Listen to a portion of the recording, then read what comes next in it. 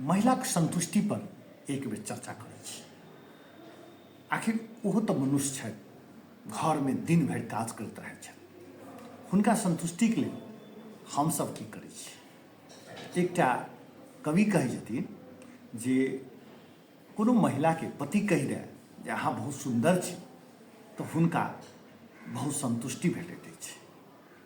बच्चा कहि दे जे आइ भरि पेट खा लेलहुँ तऽ हुनका बहुत संतुष्टि भेटैत अछि। बेटी कहि दे माय आइ भोजन हमही बना लै छी तऽ हुनका बहुत संतुष्टि भेटैत अछि।